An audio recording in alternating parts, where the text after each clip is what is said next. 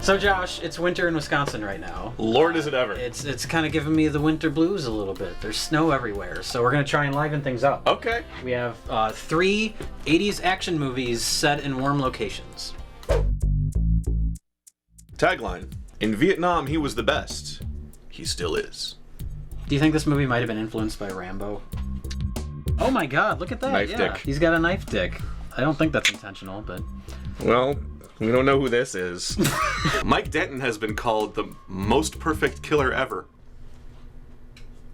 By someone. He earned the title in Vietnam, and now he'll have to prove it again. But this time, Denton has only his bare hands for weapons. He's up against not only a fully outfitted army of bloodthirsty mercenaries, but also the very man who taught him all he knows! Oh my god, this is nothing like Rambo. I've already got real problems with this illustration now because I've been told he only has his hands. And yet, gun, knife dick, shorts, Mullet. mullet.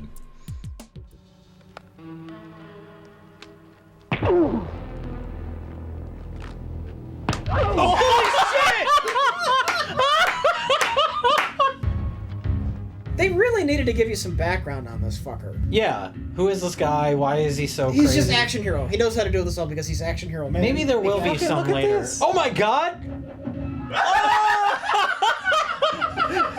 Look out, guys! He's got a stick! So next we have, as a part of the wonderful Andy Sidaris collection, one of my favorites, I've seen this one before, Hard Ticket to Hawaii. That was a B-Fest one, wasn't it? Yeah, that was a B-Fest Oh. movie. Not the most exciting box, because as you can see, there's 12 films in here. I think this set cost me $5. This will be short because there's 11 other movies listed on the Yeah. back here. A Hawaiian drug kingpin plans to flood the islands with narcotics, all financed by illegal diamond shipments to his private retreat. When his henchmen kill 2 DEA agents who are trying to stop the drug lord, the agency sends in 2 of its best agents to break up the drug ring and take out the leader. I am still interested. And completely coincidental, the 2 best agents are both stacked blondes. And I hit him with a small fine, and off I go. Oh yeah, no hit nobody. You know, make work for the locals. The locals spend the money in town. Hey, let's give all the dialogue to this guy. Freeze! Whoa, she just threw the nunchucks. That's not how nunchucks work! But it worked! It worked! Yeah. I don't care if that's not how you're supposed to use them, that worked! Taryn, we need to figure out what just happened. Let's unload and hit the jacuzzi.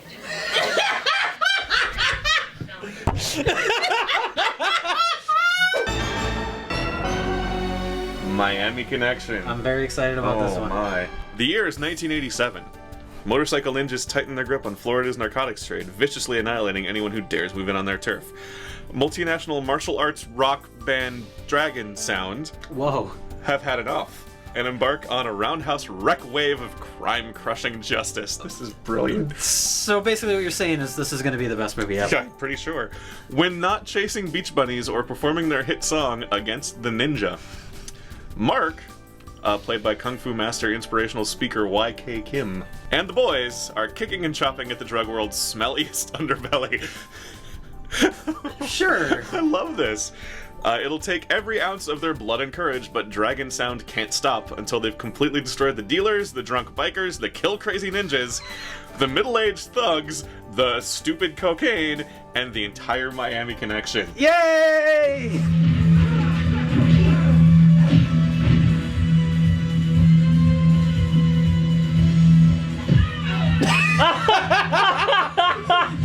If he was hiding in there, how did he know if someone came by?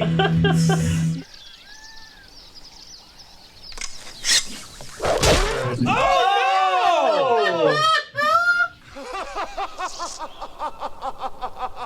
And he thinks it's hysterical. It's kind of funny. So they're a kung fu band fighting a biker band, being pursued by the girlfriend's brother's drug lord ninja friend. Who I'm sure are also in a band. Who are also in the ninja band. So I think out of the blocks of screenings we've done so far, this to me was the most consistently enjoyable. I don't know if I can speak for everybody else. I did not feel sad or bad No, at I any was point during the never- filming. Never bored. There was never a lull. But the first movie we watched was the only one I was completely unfamiliar with, and it's called Deadly Prey.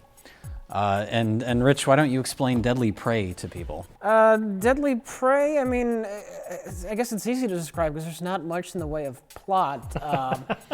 I don't really know quite what the plot was. There's these military guys, they're in the woods and they're training. And they're funded by a rich white man for some reason that we never find out. Played by a robot. I'm a businessman, Hogan, not a fool. Actortron 5000.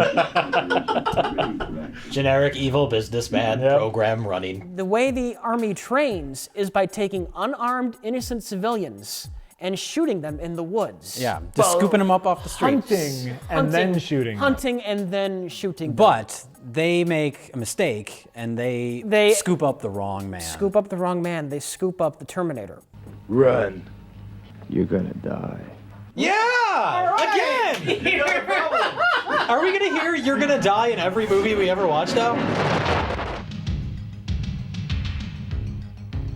Now he should hide like right there by the entrance, and when they all run out to find him in the woods, he should run back into the base and take those grenades from the desk. Whenever the head of the mercenaries is at his desk, he's got just a kind of a little brace here of grenades. They're just there. They never get used. They're in focus, in frame, in every shot at his desk, and the grenades are never touched. No, they get knocked over when Grandpa gets killed. Although all his nice grenades fell. Oh, his grenades! He's the Terminator meets Rambo minus pants.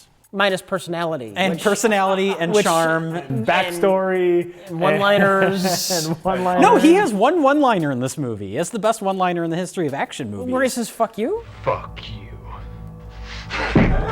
No, where he goes, "Arr." That's his catchphrase. That's his catchphrase.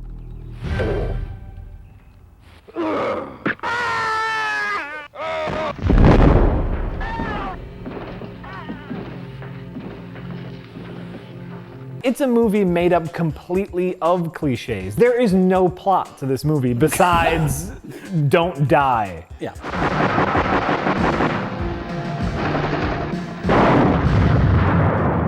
It's like somebody without an understanding of like human language or culture watched the first two Rambo movies, and they made like a crossbreed of these two movies just from the things they've seen and didn't understand, but they saw these things and they put them in a movie.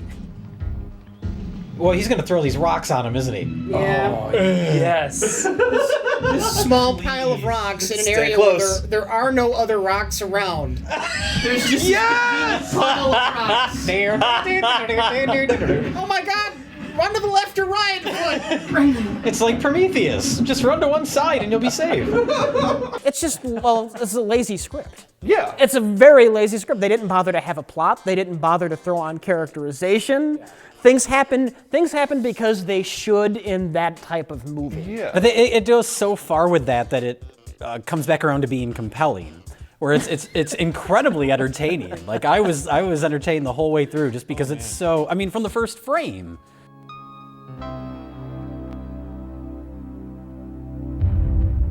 That tells you everything you need to know about the movie. Could we take a moment to talk about how effective grenades are in this universe? You mean not very? Not very. That's a level of effectiveness. They all fall on the ground exactly 1 foot away from the person they throw them at, and they make a little poof, Yeah. and the person is completely unharmed.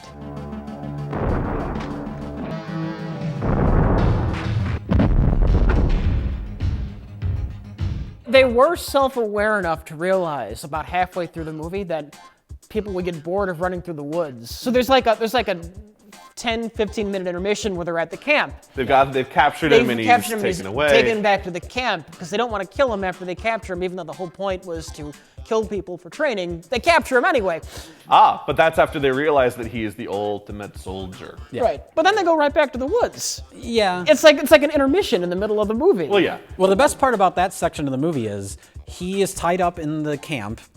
He escapes. Bitch. He goes home. Meanwhile, his girlfriend has been kidnapped. wife. His wife has been kidnapped. So as he's going home, she's going to the camp.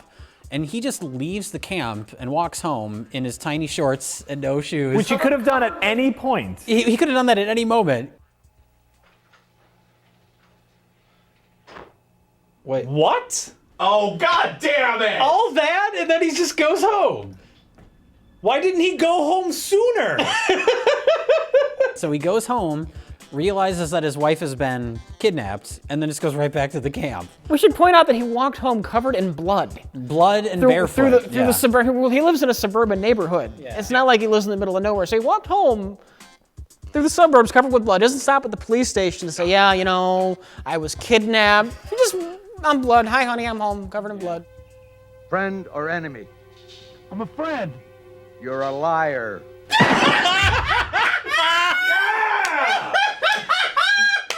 This is the best character in the movie. Oh, yeah.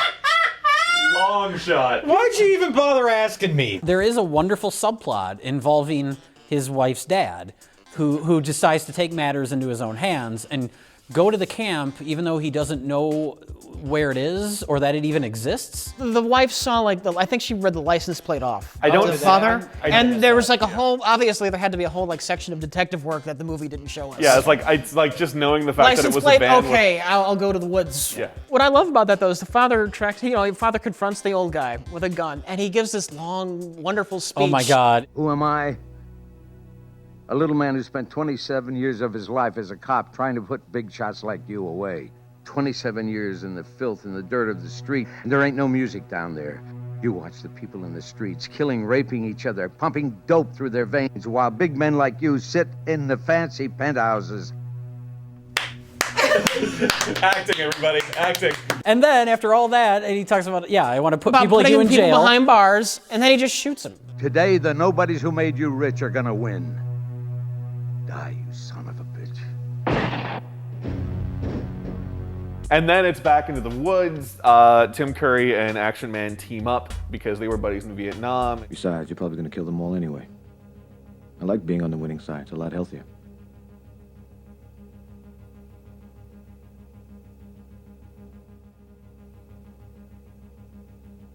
And they team up, and Action Man sets all sorts of traps in the woods and does a lot of fucking, Just like First trip Blood. things. Yeah. Coincidentally. Like First Blood or Predator or Commando or any other action schlock. Yeah. For some reason, even though he's killed at this point a dozen guys and has access to a dozen machine guns, he's setting spear traps.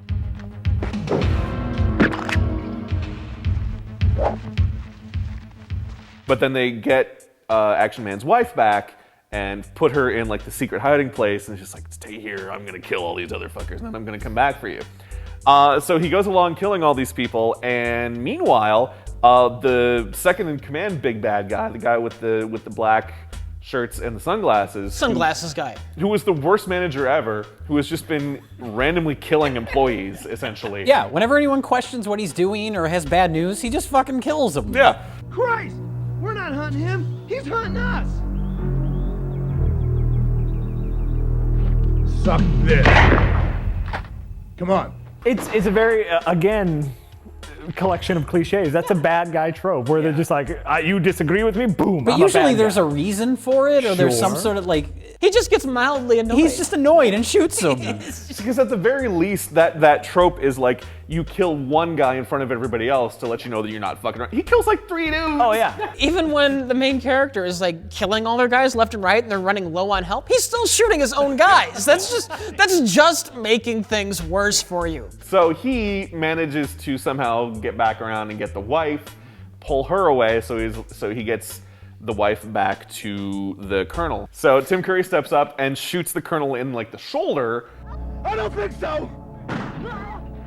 And then the colonel's like, go ahead and kill me, traitor. He flat out asks him to kill him. Yeah. And then he doesn't. He just doesn't. What? You blew it! What? What the fuck was that? Tim Curry has been killing people. He's been part of this mercenary group, killing people for money. Yeah. And then he's like, oh, I don't want to kill people for money anymore. So he has a chance to stop the person who's been making him kill people for money. He hasn't been killing for money, he's been killing for training. But whatever. For money. Yeah, So I guess The organization is getting money, yeah. So point is, he shows some mercy out of nowhere for some reason, and guess what he gets for it?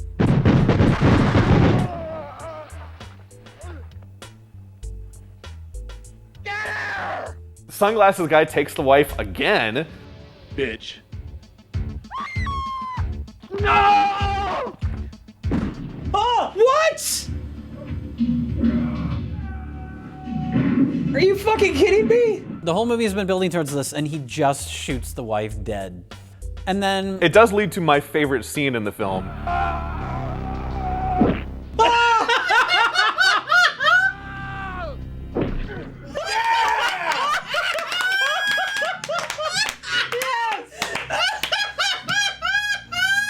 He didn't just beat him with his own arm. He beat him to death with his own arm. Absolutely. the movie really should have ended right there. It was, you know, fine if Colonel gets away. I don't care, because that happened. Oh, you missed. Our hero, his wife is dead. He catches up with the main bad guy, asks him to strip. Your shirt. Take it off. Oh, this is taking a weird direction. Take off your shirt before I cut You're gonna have to take my wife's place. And then says, run. Run! No!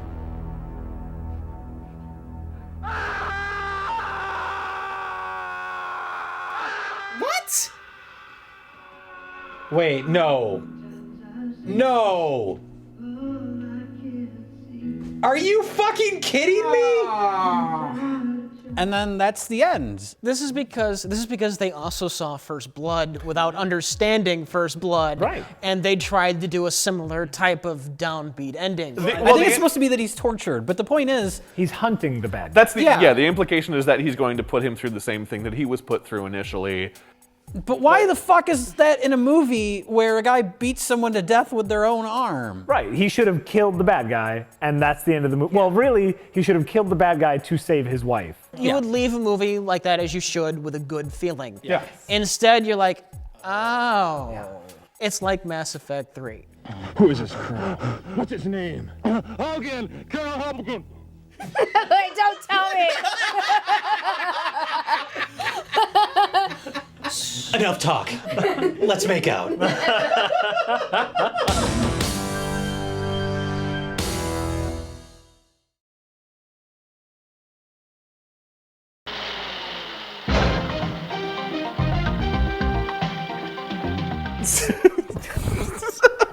So the next film that we watched is a part of the Andy Sidaris collection. It's a movie that I have seen before, and Wizard, you have seen before, Yes. called Hard Ticket to Hawaii. And why don't you explain Hard Ticket to Hawaii? Okay, in Hard Ticket to Hawaii, there are these two blonde ladies with the boobs. One is a federal agent and one is in the Witness Protection Agency, but they're both freight pilots, so they fly a plane. Sure. And their first load for the day, or the first thing they have to move in the movie, is a honeymooning couple and a snake. Oh, uh-oh. Live snake? Live snake. What? Snake. You have one thing to do and you fucked it up.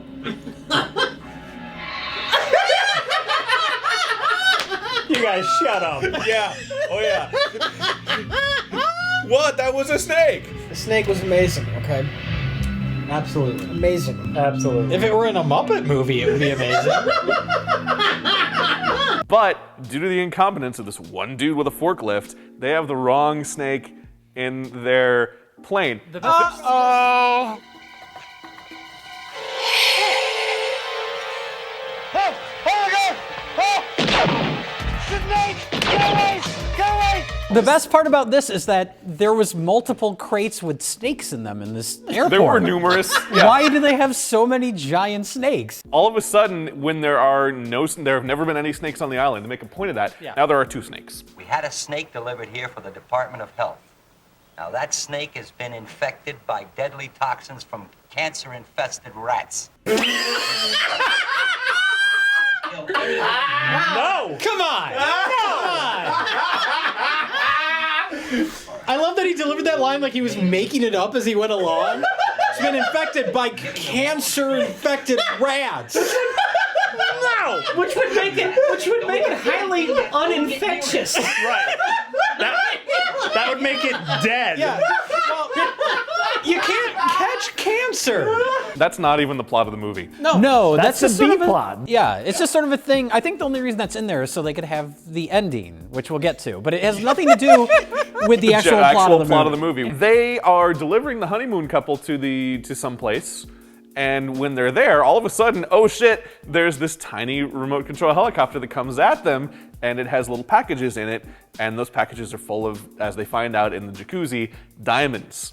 Here you go, Donna. Let's see what's in here. Well, they get in the jacuzzi, then they talk about the diamonds, then when they're done talking about the diamonds, they get right out of the jacuzzi. Immediately. They're done. Let's go. It's a great way to do exposition in a movie. Like, boobs, boobs, boobs. Here's the point of this scene. See ya, and then they just leave. As noted, that's how they do it on Game of Thrones. Oh, if she only had her he has nunchucks. Uh-oh. So many nunchucks. Nunchucks, though. Even though they're not They have to supposed reuse the one prop they have, yeah. So the point is there are 2 packages of diamonds in that helicopter. Now they take one, the other one falls into the weeds somewhere, and they're meant to be picked up by drug dealers. And drug dealers are basically, this is the currency for them. They're getting the diamonds, and then they are exporting some sort of drugs. Somebody beat us to the stuff. They got away. If brains were virtues, you'd have a clean cage. The drug dealers think these 2 ladies with the boobs have both of the packages of diamonds, and they immediately go to their house because they know exactly where they live, because there's only one pair of boob-filled pilots. If you think about it, they did park their plane right in front of their house. But they think they have both packages of diamonds, they only have one. Meanwhile, one of the boob ladies shoots the bad guy in the fucking face. But so now they've got that guy mad at them. He still thinks they have the diamonds. Okay, so this is getting very detailed into the plot. It is. It basically comes down to this: action and boobs. Yep. That's And pretty Snake. much and Snake. Oh, that's wonderful. What is this?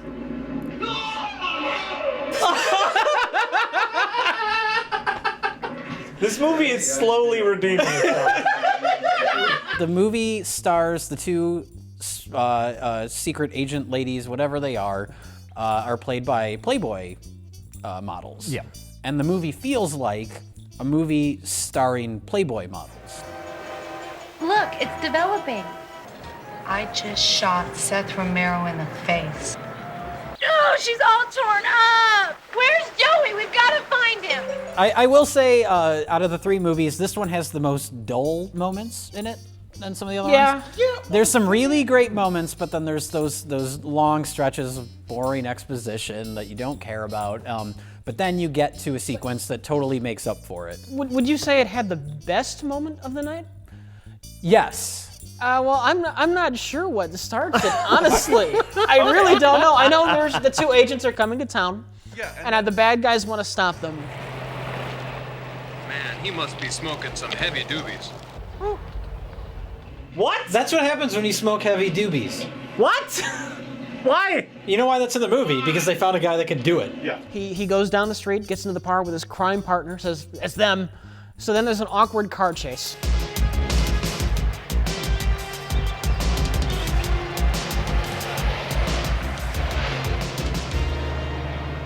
I think they're gone now. Yep. They're right next to you.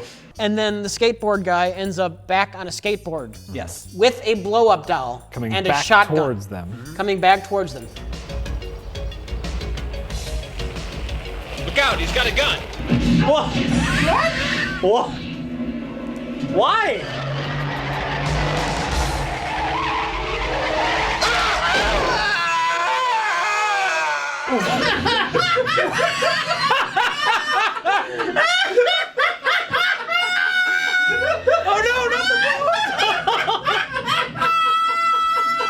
I want someone to explain any of that to me. Finally, at the end, they've managed to kill most of the drug dealers.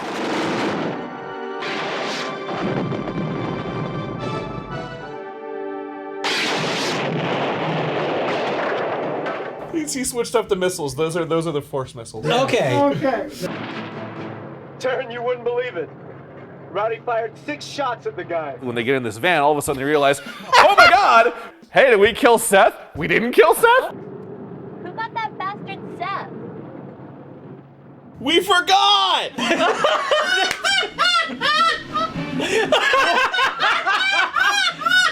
What?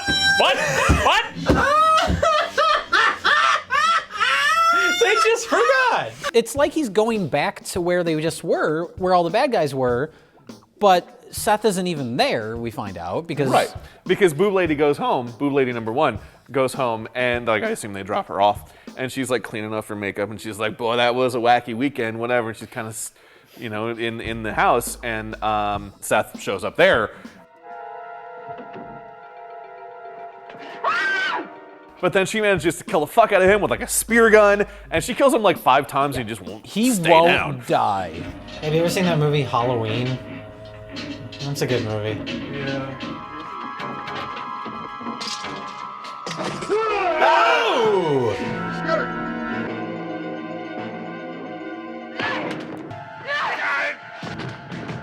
It's like, stop hurting me. I have so many wounds. Please let him get up again. But so she finally thinks she's got him, you know, killed completely, and goes into the bathroom and is just kind of like wiping blood off her face and whatever, and wiping blood off here. Reflecting on the drama that her life has become.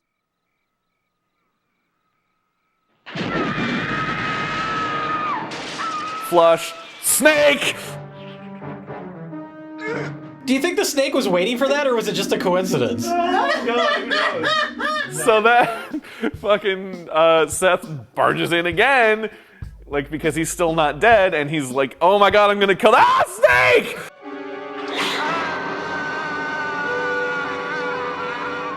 The funny part about that is that he already got shot in the face earlier. Yes. The snake bites him on the other side of the face. That guy, poor Seth, cannot catch a break. So the snake busts through, and then Motorcycle Goon, Without knowing anything that's going on in the house, just decides he's going to drive through the wall. Yeah.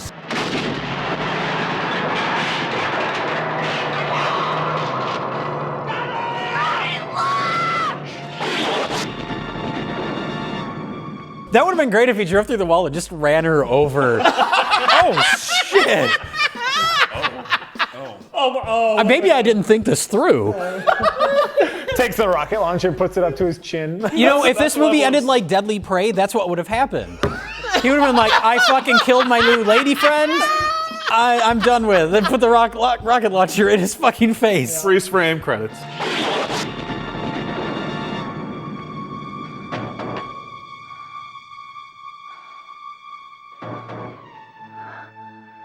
Where the hell did that snake come from? So our last film of the night was Miami Connection.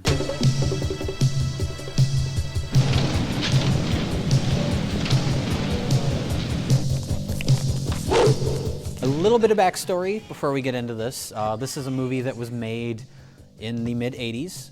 Written, directed, and starring a kung fu master and inspirational speaker. I just get the job from agent. Don't bother us. It played in a theater for 2 weeks in the 80s and then vanished forever, or so we thought, until the good people at Draft House Films found it. They bought a copy of film print on eBay for $50, not knowing what it was, decided it was worth people seeing again, and have now distributed it. Is it ever worth people seeing? Yes. Jack, why don't you explain the plot of Miami Connection? Good luck. Well, you know, going with the theme of the night, very basic plot, which is... Is it though? I don't know what was happening with I it. think because there were drug ninjas. There's a bunch of ninjas. Yeah. See, that's... It's very weird that the cover is so accurate already. We're in the first 10 seconds of the movie. Yeah. Oh, it looks like they're buying diapers. Not only do we have ninjas, they're competent. Yeah, they're doing ninja things. They're actual properly. ninjas. The drug ninjas were selling to a biker gang. Yes. And the drug ninjas and the biker gang had a run-in with Taekwondo musicians.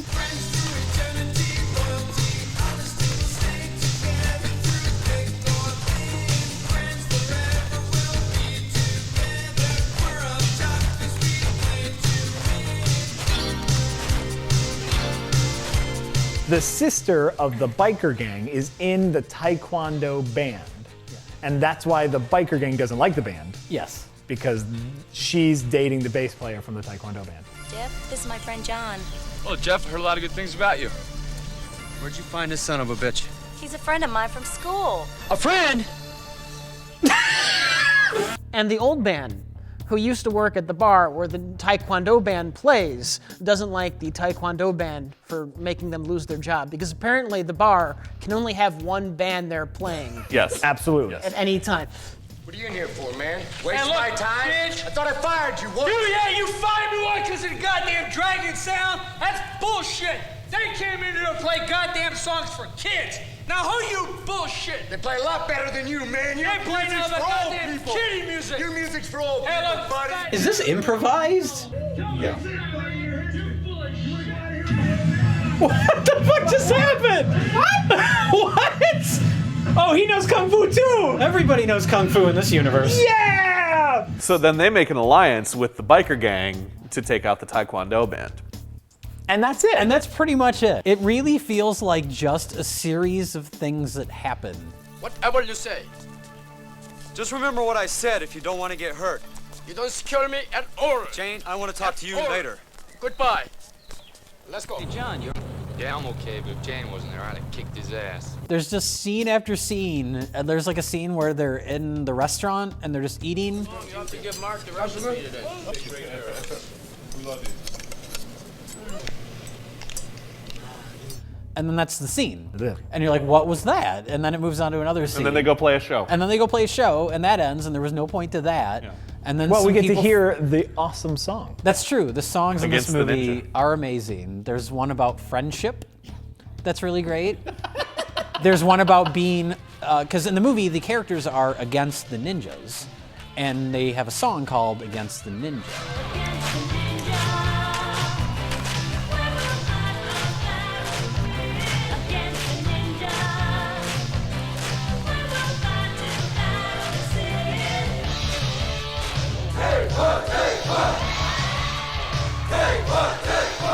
What are they shouting? Hey one, hey one. Something like that. This is exciting. Yeah, there's kind of a hierarchy of the gangs that you can kind of follow down. It's like drug ninja, biker gang, old band, all versus the Taekwondo band. And they just want to play their rock and roll songs and practice their Taekwondo and go to college. That's it. Well, that's the other thing is the one character, the director of the film, is a college student. Looks like he's 60. Jack, I know what you mean. But until you get another job, you must continue to pray there. All of them except for the girl look like they're 45 or older. Yeah. But they're all supposed to be in college and they all like wear t-shirts and backpacks and Well, it's like, when they're wearing shirts, because otherwise they're just lounging shirtless around their communal house. Hey guys, I'm taking a shower first. Which is really a running theme tonight. Lots of shirtlessness. A lot of shirtless dudes. Well, today. and women. Yeah. Women. Everybody's not well in the Andy Sedaris movie. There's plenty. Plenty. But there's lots of shirtless dudes in that too, because you know he wants to please everybody. Give me the letter. Secret? Give me the letter. Give me the damn letter now. Give me the letter. Okay, you can have it. Give me Get the it. letter Get it. now. Get it, grab it, take it. Give me the letter. The one roommate, he really wants his mail because his father wasn't around when he was a kid, and he just explains this to everybody, and he's absolutely in tears in one of the most awkwardly acted scenes I have ever witnessed. The scene comes out of nowhere. It comes out of nowhere. John, what happened? I don't know, he won't tell me. Huh? Jim, what happened? Jim, what is this letter? Tell us, go ahead, tell us. Why don't you explain to us? Come on, we're your best friends. This was not written. Hide from this from you guys. Oh man, let's see. But This looks like your brother. I didn't know you have a brother. It's my father. What? His friend is teasing him, like, I got your mail, and then he finally gets his mail, and they're like, why do you want your mail so much? And he's like, my father left me. And it's like, what the fuck just happened? Everyone gets quiet, and the music comes up. Yeah, it's all just one shot. My mother was Korean. Like American. She gave me this picture when she was real sick. I was only 9 years old.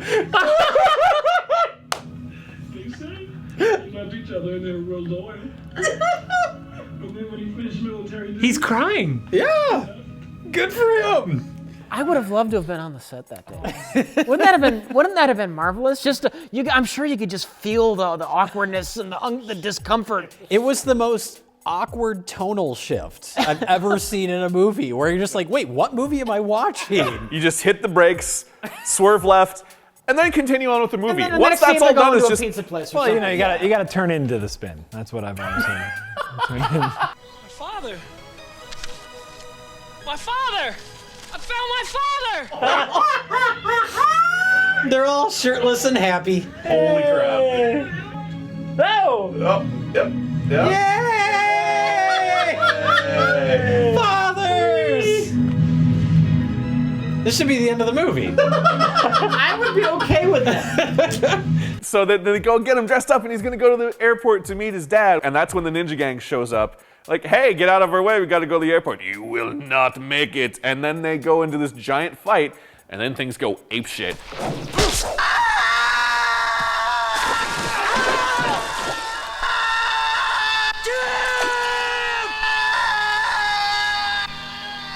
So the first half or so of the movie, maybe even a little more, is very innocent. I kept being reminded of like Saved by the Bell, like the college years. Like, we're in college and we play songs about friendship and there's bullies, and then there's some fight scenes. The best part of the movie, one of the best aspects of the movie, is the fact that they clearly shot these fight scenes like in the middle of the street, probably at 3 a.m, just no permits. They just ran out and shot them, and that was fun.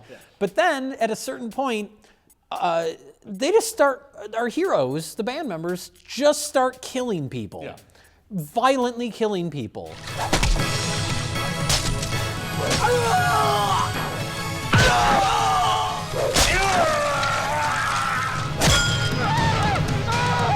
Not just killing everyone, they have like slow motion shots of them all going. The best part is that they continue to do those shots after they've killed everyone. Yeah. They're still just. So they're like reveling in murder. I guess. I don't know what that was supposed and to be. then the very end of the movie, after they have reveled in the blood of their enemies, is a little title card.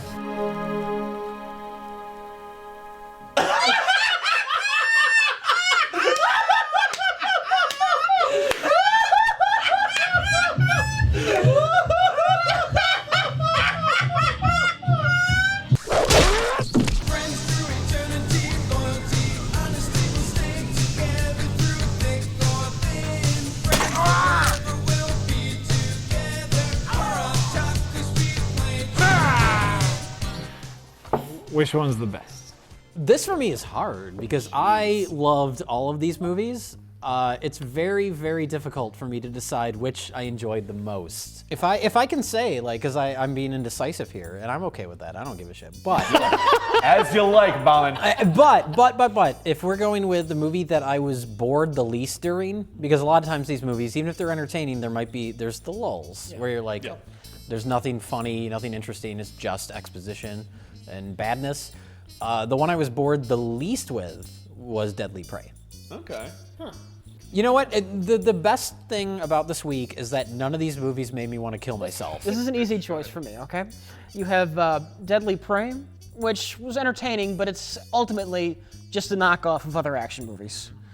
You have Girls in G-String, I think that's the name of the box art, but the Hard Ticket to Hawaii. It is what it is, and we know what it is. It's boobs. We've seen it before. It's but funny. Not with a snake. Not with a snake, but we've seen it before. This is just something so fucking bizarre. You have to see it. This is batshit crazy. I have to go with Miami Connection. Okay. I'm pretty much on the same sort of level as you. As like, A Deadly Prey was just the collection of cliches that pleased me until the end, where it's just like total Captain fucking Bring Down. Hard Ticket to Hawaii, it has those set pieces, it has those little things, the devil's in the details there. Like, why is there a snake? There's no reason there needed to be a snake through the whole fucking movie, but there it is. There's, there explosions needed to happen, I guess, but it's delightful in its own way. But then there's Miami Connection. Miami Connection is samurai cop level of just how is it a movie? Yeah. How did that get made? Yeah. You're watching it. Why did they make that? How did they make that? Whose idea was this? Someone was involved in every creative step, where it seems like no one was involved in any creative step, and yet here the evidence is right in front of you. I'm gonna be, even though I would love to say Deadly Prey, because that's the movie I grew up on, and so that's my personal favorite. I'm gonna agree with you with Miami Connection, because that is a passion project. Clearly. YK Kim had a vision of a movie, and it came to life, and his vision is a horrible glory.